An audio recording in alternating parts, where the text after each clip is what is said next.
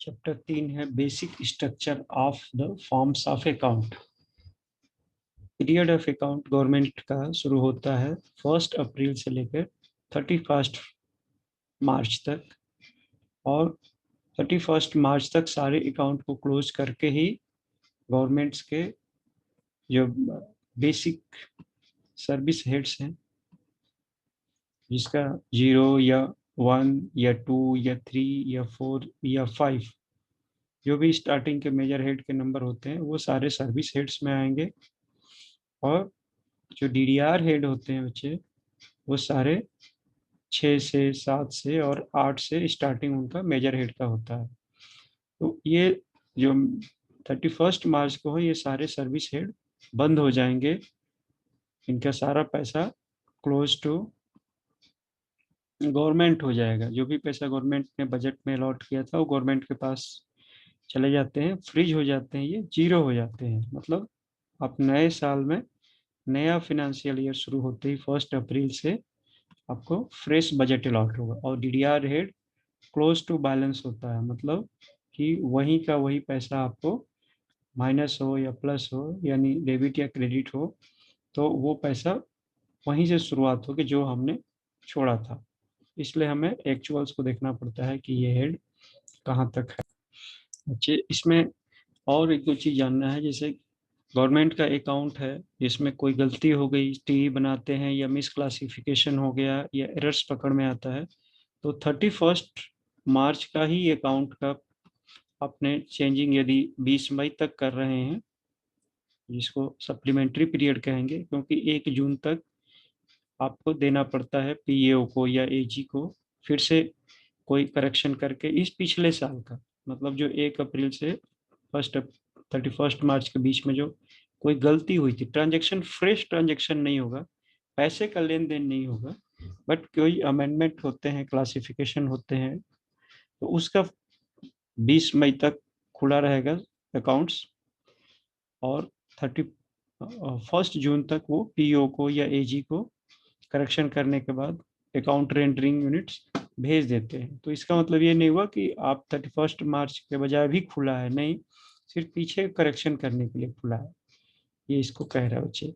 Next है cash basis of account. Government का जो भी अकाउंट होता है कैश के बेसिस पे होता है, मतलब जितना कैश रहता है उसी की अकाउंटिंग होती है।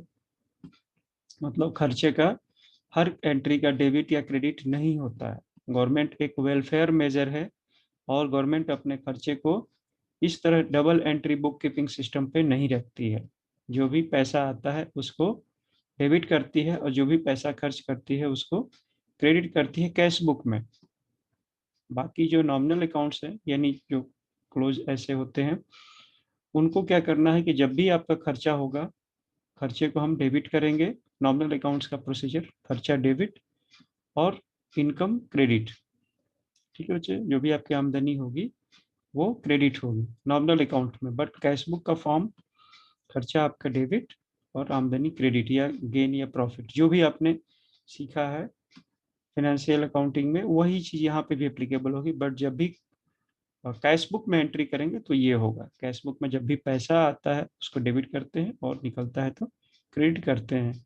और ये कैश बेसिस के लिए सेंट्रल गवर्नमेंट एडवाइस लेती है सीएजी से कि हमें किस तरह का अकाउंट्स मेंटेन करना है, और उस कैश या रिसिप्ट को हमें कैसे बुक्स ऑफ अकाउंट्स में शो करना है पूरे पीरियड में। तो इसका पहले से अकाउंट बना हुआ है, उसी अकॉर्डिंगली इसको एक्टिवेट करते हैं। नेक्स्ट है बच्चे currency in which accounts are kept. Indian currency में ही सारे ट्रांजेक्शन को कन्वर्ट किया जाता है।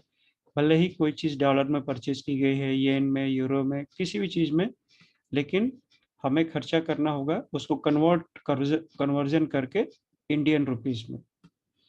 फॉर्म्स ऑफ अकाउंट्स 3 तरह के हमारे अकाउंट्स हैं, पार्ट हैं अकाउंट के, 3 पार्ट में है। पार्ट 1 कंसोलिडेटेड, पार्ट 2 है कंटीजेंसी फंड, और पार्ट 3 है पब्लिक अकाउंट फंड।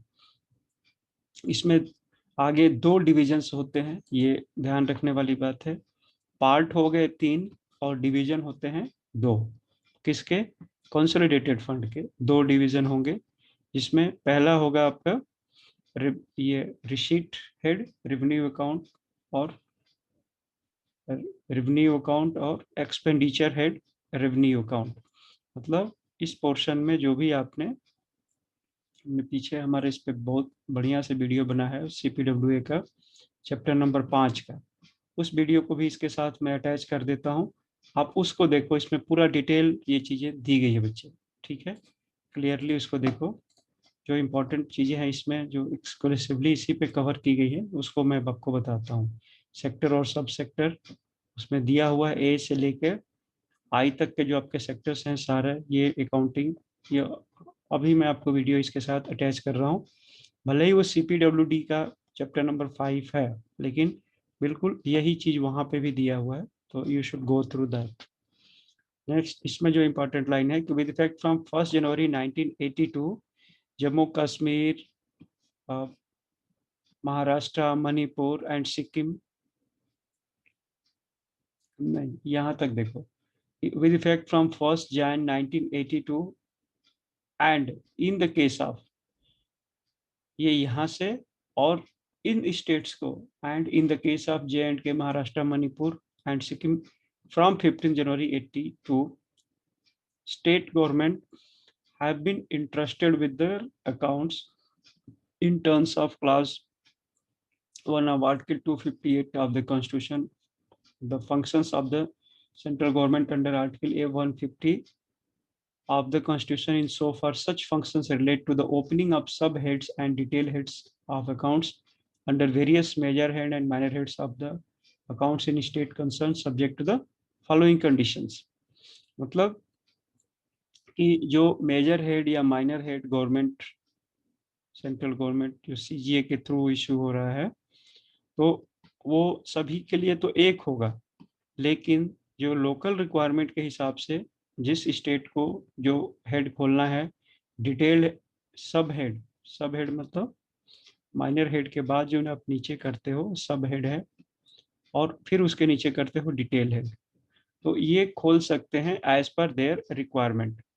सब head, opening of sub head, detail heads are consistent directed by central government from time to time. और जो इनके रिस्पेक्टिव हेड्स हैं, जो अभी तो सारे स्टेट अपना खोल सकते हैं, लेकिन स्टार्टिंग यहाँ से हुई थी कि 1982 से सब हेड अपने स्टेट लेवल पे ये रिक्वायरमेंट ऑफ रेंडरिंग यूनिट्स के लेवल पे खोलना चाहिए था। बाकी इसको और एक्सटेंशन दिया गया 15 जनवरी 1982 से, और भी स्टेट्स ये खोल सकते थे जिनको कवर किया गया। 1 अप्रैल 1982 से प्रेसिडेंट ने 239 के हिसाब से और भी आगे के यूनियन टेरिटरीज और स्टेट्स को ये परमिशन दिया कि और भी स्टेट्स, तो ये उनको फ्रीडम एक तरह से कह लो मिल गया, बट कंडीशन ये रहेगा कि अपने जो भी अकाउंट खोलना है तो अपने ऑडिटर से, मीन्स जो भी रिस्पेक्टिव ऑडिटर है स्टेट लेवल पे, स्टेट AG हैं, A&E वाले AG, उनसे, या फिर जो जैसे रेलवे का ऑडिट डिपार्टमेंट है, या एयरफोर्स का, डिफेंस वालों का है, TNT वालों का है, पोस्ट ऑफिस वालों का है, तो इस तरह उनसे ऑडिट वालों से कंसर्न करके उनके एडवाइस पे, जैसे सेंट्रल के लिए CAG एडवाइस करते हैं, तो उसी तरह ये नीचे वालों के स्टेट्स के लिए AG और रिस्पेक्टिव ऑडिट ऑफिसर्स उनसे क्लियरेंस लेके ये कराएंगे। चार्ज और वोटेड एक्सपेंडिचर, जो पैसे गवर्नमेंट के कंपल्सरली खर्च करने होते हैं उस पर पार्लियामेंट से कोई भी उस पर वोटिंग नहीं होती है, कोई कट नहीं लग सकता है, वो चार्ज है, बाकी वोटेड एक्सपेंडिचर है। Classification of transaction in accounts, article 150 में ये CAG को बताया गया है, इसको पावर दिया गया है कि सारे अकाउंट्स को किस फॉर्मेशन में तैयार करना है, ताकि वो गवर्नमेंट को, मतलब पार्लियामेंट को, प्रेसिडेंट को और गवर्नर को और एडमिनिस्ट्रेटर को दे पाए। तो ये सारा 150 आर्टिकल में लिखा गया है, उसी के अकॉर्डिंगली CAG को सबमिट करना पड़ता है, तो फॉर्मेशन भी वहाँ पे दिया गया है। आगे अकॉर्डिंगली सबमिशन का तो 151 रहेगा, बट फॉर्म कैसे रखना है, आर्टिकल 151 में सबमिशन है बट फॉर्म को मेंटेन कैसे करना है गवर्नमेंट अकाउंट्स में, उसको दिया है आर्टिकल 150 में, है ना। नेक्स्ट है कि ये सारा का सारा बेसिस क्लासिफिकेशन का क्या होगा कि जो मेजर हेड माइनर हेड होंगे उसके अकॉर्डिंगली हमें सारे खर्चे को रखना पड़ता है, respective functions, programs of schemes, इसके अकॉर्डिंगली क्लोज टू दिस। लेकिन एक एक्सेप्शन ये रहता है कि इंटरेस्ट के पैसे चाहे कहीं भी किसी भी फंक्शन से आए, कैसे भी स्कीम से आए, लेकिन उन सारे पैसे को 0049 में रखना होगा। तो इंटरेस्ट के लिए कोई दूसरा हेड नहीं है, इंटरेस्ट के लिए सिर्फ यही हेड है। ये बता रहा है कि जैसे गवर्नमेंट में यदि CPWD वर्क हम करते हैं, पब्लिक वर्क्स करते हैं, तो उसका हेड 2059 है। नेक्स्ट है criteria for determining whether expenditure should be classified under heads of capital section और revenue section of the consolidated fund. जो पैसा कंसोलिडेटेड फंड से खर्च होते हैं तो वो रेवेन्यू में रखना है या एक्सपेंडिचर में रखना है, इसको रूल के हिसाब से ही हमें कैटेगराइज करना है। तो एक्सपेंडिचर ये बहुत इंपॉर्टेंट लाइन है बच्चे, एक क्वेश्चन जरूर इस रूल नंबर 30 से जरूर एक क्वेश्चन आता है, तो be very very careful. Expenditure of the capital nature to be classified in the capital section shall broadly be defined as expenditure incurred with the object of either increasing concrete assets of a material and permanent character। ये पहला basic है कि कोई चीज बनवाने से पहले तो कंक्रीट असेट्स हो, मतलब लंबे समय के लिए वो असेट्स हमारी तैयार हो रही है, और दूसरा उस परमानेंट करेक्टर की हो, है ना। आज हमने जैसे कोई टेंट लगा के फंक्शन कर दिया तो परमानेंट थोड़े हुआ, लेकिन यही मैं कोई ऑडिटोरियम बनवाता हूँ और उसको बनवा के फिर उसमें प्रोग्राम करता हूँ, तो ये परमानेंट करेक्टर का हुआ। तो यही बोल रहे हैं कंक्रीट और परमानेंट करेक्टर का होगा, तो उसको हम कैपिटल में कैटेगराइज करेंगे। Expenditure on a temporary assets or government or expenditure on grants in aid to total to local bodies or institutions for the purpose of creating assets which will belong to these local bodies or institution cannot ordinarily be classified as capital expenditure and except in cases especially authorized by the president on the advice of CAG be debited as capital head of account।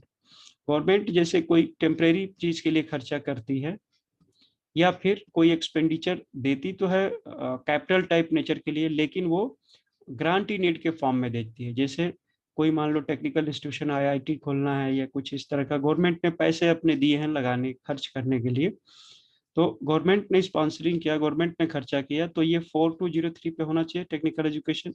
लेकिन government कहती है कि नहीं, मैं उस पर अपना control नहीं रखना चाहता हूँ, मैं ग्रांट इन एड के फॉर्म में दे रहा हूँ, तो इसको हमें रेवेन्यू हेड से ही ये खर्चे जाएंगे, कैपिटल हेड से नहीं जाएंगे, ये बोलना चाहते हैं। अदरवाइज जब तक प्रेसिडेंट इसको स्पेसिफिकली ना प्रिस्क्राइब करे, CAG उस पर अपना प्रिस्क्राइब अथराइज प्रेसिडेंट ना करे और CAG उस पर एडवाइस ना करके बोले कि नहीं सर ये पैसे तो कंसोलिडेटेड फंड के हैं और पूरे इस पैसे को कैपिटल में ही लगाओ, तब तक सिंपल वे में इसको इसी तरह रखेंगे, है ना। ये भी लाइन बहुत इंपॉर्टेंट है।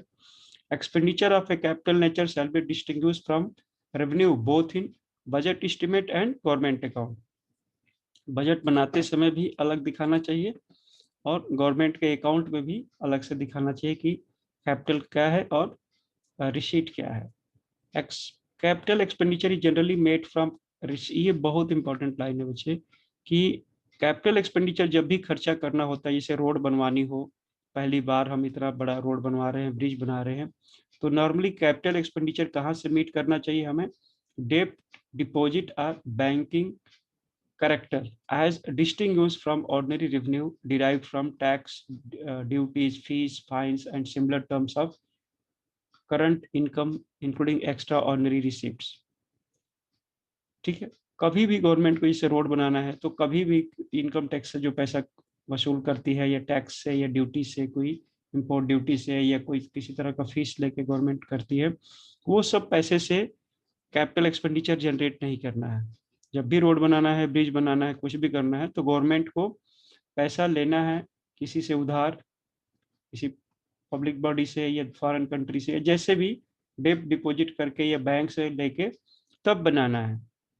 हाँ, गवर्नमेंट के लिए ये ओपन है, it is open to government to meet capital expenditure from ordinary revenues provided there are sufficient revenue resources to cover this liability. यदि सफिशिएंट मतलब एक्स्ट्रा हमारे पास रेवेन्यू जनरेट हो रही है, तो उस केस में गवर्नमेंट चाहे तो अपनी लाइबिलिटी को पूरा हो गई हो वापसी जो हमें करना है रेवेन्यू से रिलेटेड, अब एक्स्ट्रा पैसा हो रहा है, तो उस पैसे को फिर कैपिटल में लगा सकती है स्पेशल सिचुएशन में। अदरवाइज नॉर्मली नहीं लगाना है। जब भी कैपिटल क्रिएट करना है तो उधार लेके, डेप्ट से, डिपॉजिट से या बैंकिंग करेक्टर से पैसे लेके करना है।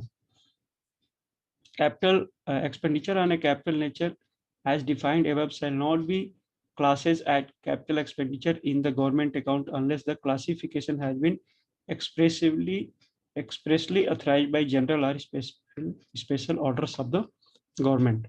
तो जो ऊपर वाले कंडीशन कह रहा है कि जब आप कैपिटल क्रिएट करोगे, तो कैपिटल क्रिएट करने का मतलब कि पैसे आपने उधार लेकर या जैसे भी बाहर से फंडिंग करा के आपने कैपिटल क्रिएट किए हैं, और कोई दूसरा रेवेन्यू से या कुछ इस तरह का जो आप लेके खर्चे कर रहे हैं, तो जब तक स्पेशल ऑर्डर ना हो तब तक उसको आप कैपिटल में कन्वर्ट करके दिखा नहीं सकते हैं। ठीक है। Allocation between capital and revenue expenditure आने कैपिटल स्कीम। कैपिटल स्कीम पे आप खर्चा कर रहे हैं, तो आपको रेवेन्यू में दिखाना है कि कैपिटल में दिखाना है, ये सारे कुछ लिखा हुआ है कि allocation between capital revenue expenditure and a capital scheme for which separate capital and revenue accounts are to be kept shall be determined in accordance with the general or special order may be authorized by president on the advice of this। जैसा किसमें decide करना है कि capital है कि revenue है, special order यदि president देते हैं कि ये कैपिटल में ही क्रिएट करना है, रेवेन्यू नहीं करना है, तो वो एडवाइस ऑन सीएजी करते हैं। The following are the main principle governing the allocation of expenditure on a capital scheme between capital and receipt account। ये भी बहुत इंपॉर्टेंट है बच्चे। ये भी सारे एक क्वेश्चन यहाँ से जरूर बनता है कि कैपिटल किस किस चीज को मानेंगे। Capital account should be bear all charges first construction and equipment of a project. पहली बार कोई चीज बन रही है, मान लो मैं रोड ही बनाने को बोलूं, तो जितने भी खर्चे रोड पे होंगे सारे के सारे कैपिटल में जाएंगे, जब तक कि वो रोड फंक्शनल ना हो जाए। जब फंक्शनल हो जाएगी, जब हैंड ओवर हो जाएगा, तब उसको रेवेन्यू में जब कमाना शुरू हो जाएगा, इनकम जनरेट जब उस रोड से टैक्स लग गया और कमाई होने लगी, तब जाके उसको रेवेन्यू में काउंट करेंगे। उसके बाद जब कंस्ट्रक्शन कंप्लीट हो गया और इनकम जनरेट होने लगा तब। अदरवाइज सारे के सारे खर्चे कैपिटल में ही जा रहे थे। और जो भी इसके दौरान, कैपिटल के दौरान ही कोई टूट फूट गया, कोई रिपेयर करना पड़ा अभी कंस्ट्रक्शन पीरियड में, तो वो भी रिपेयर भी कैपिटल में ही जाएगा, रेवेन्यू में नहीं जाएगा। जब तक फंक्शनल ना हो जाए, जब तक हैंडओवर ना कर दिया जाए, तब तक सारे खर्चे कैपिटल में दिखाने हैं। Revenue account should bear all subsequent charges. बाद के जो खर्चे हैं, मेंटेनेंस करना, वर्किंग को कंडीशन में रखना, ये सारे के सारे रेवेन्यू में जाएंगे बाद में। in the case of renewal and replacement which partake both है capital and revenue। partake मतलब दोनों तरह की बातें जब आ जाएं कि उसमें कुछ पोर्शन कैपिटल से रिलेटेड हो रहे हैं, कुछ पर से रेवेन्यू से रिलेटेड हो रहे हैं, तो दो allocation expenditure should be regulated by broad principle that revenue should pay for provide a fund for the adequate replacement of wastage of directions of property originally provided out of the capital grants, and only the cost of genuine improvement whether determined by the prescribed rules or this government should be debited to capital account। जो capital से बीच में ही बता रहा है कि यहाँ से capital और रेवेन्यू दोनों ही होने वाले हैं, पोर्शन आप कंटिन्यू ये करना चाहते हैं, तो जो इसके मेन खर्चे थे जिसपे आपको बनाते समय भी टूट गया था, तो ये सब सारे के सारे कैपिटल में ही जाएंगे, भले ही आपका मेंटेनेंस वार्ड उसमें दिख रहा हो, तो रेवेन्यू नहीं कर देना। where under the special orders of Depreciation or renewal fund is established by renewing assets of the commercial department undertaking. The distribution of expenditure on renewal and replacement between capital and the fund should be regulated so as to guard against the capitalization of the hand and excessive withdrawal from the funds on other. ये क्या कह रहा है कि जब भी आपके कुछ अपने फंड रिजर्व रख रखे हैं कि हमें इसकी बार बार मेंटेनेंस या बार बार कोई नया चीज इसमें एडिशन की जरूरत पड़ेगी, हमने फंड जनरेशन किया है, तो वहां से विड्रॉ करके पैसे को आप कैपिटल में ही यूटिलाइज करते हो, तो वो कैपिटल का पोर्शन बनता है। ये है इसका expenditure on account of reparation of damage caused by extraordinary calamities, earthquake. This cannot should be charged on capital account or to revenue account divided between them in such a way as determined by government according to circumstances of each case. Building बनाते समय ही, road बनाते समय ही कोई natural calamities आई, टूट फूट गया, कुछ हुआ, तो उस पैसे को, उस खर्चे को अब कैपिटल में लगाना है कि रेवेन्यूज के खर्चे से लगाना है, ये स्पेशली गवर्नमेंट उस कंडीशन में डिवाइड करे क्योंकि नेचुरल कैलामिटीज हो गई, किसी क्लाज में था नहीं, अचानक ही ये चीजें बियॉन्ड कंट्रोल हो गई, तो गवर्नमेंट उस पर स्पेशल ऑर्डर देती है। Capital receipt so far relates to expenditure previously debited to capital heads accruing during the process of construction for a period should be utilized in the reduction of capital expenditure. जब भी पैसा government ने कोई खर्च किया था बच्चे, और कोई सामान ऐसा था जैसे लोहे के गार्डर थे या बड़े बड़े चीजें थी जो आप खरीद के लाए थे कैपिटल के लिए और उसको बेचना पड़ा क्योंकि उसकी अब आवश्यकता नहीं है और वो मनी जनरेट कर रही है, तो वो रिडक्शन ऑफ एक्सपेंडिचर में काउंट होगा, रेवेन्यू में नहीं होगा। मान लो 5 करोड़ का आपने कोई खर्चा किया था और उसमें से 1 लाख रुपए का कोई सामान जो है कैपिटल वाले नेचर का बच गया, उसको बेच के उसको डिस्पोज करके जो पैसा मिलता है वो कैपिटल एक्सपेंडिचर में ही रिडक्शन हो जाएगा कि ये कम खर्चे में तैयार हुआ है, न कि ये 1 लाख रुपये हमारा रेवेन्यू आया है, ऐसा कंसिडर नहीं करेंगे। जो भी फायदा होते हैं एक्सचेंज से, आपकी करेंसी के एक्सचेंज से जब आप कन्वर्ट करते हो करेंसी को, तो जो फायदा होते हैं, गेन होते हैं वो 0075 में, जो एक्सपेंडिचर होते हैं, लॉस होते हैं वो 2075 में। ठीक है। और नेक्स्ट है आपका classification and accounting of transaction pertaining to more than one major head. कभी कभी सिचुएशन ऐसे आएगा कि आपको खर्चे कई मेजर हेड में आपको दिखाने पड़ेंगे। ठीक है बच्चे, तो उसके लिए आप अलग अलग हेड में आप दिखाएंगे। ठीक है, ये सारे अलग अलग हेड दिए हैं। 0029 लैंड रेवेन्यू का है, फिर आपके ये collection of taxes corporate section के 2020 में है, मतलब अपने खर्च करने हैं, तो इनकम है तो 2021। Classification and accounting of transaction relating to schedule area, schedule area से जो खर्चे होने हैं, receipt and expenditure pertaining to schedule areas, ये आर्टिकल 244 के हिसाब से ही खर्च करने हैं। जहाँ पे पहले से डिसाइड नहीं हुआ फिर भी आपको शेड्यूल एरिया में खर्च करना पड़े तो गवर्नमेंट इसको अलग रख के खर्चे को दिखाती है। गवर्नमेंट कहती है कि आपको इस हेड में ही रख के खर्च करने हैं, तो उसमें हम अकॉर्डिंगली खर्च कर देते हैं। रिकवरीज ऑफ ओवर पेमेंट, ये बहुत इंपॉर्टेंट लाइन है कि जब भी कोई ओवर पेमेंट हुआ है और उसकी रिकवरी हो रही है कैश में या पेमेंट से, वाउचर से काट के हो रही है, तो हमेशा उसको रिडक्शन इन एक्सपेंडिचर दिखाएंगे कि ये पहले पेमेंट हुआ था, अब इतना उसमें से रिकवरी हो जाने के उस खर्चे को हम कम दिखाते हैं कंसर्न हेड में, और इस respective of the year to which recovery relates.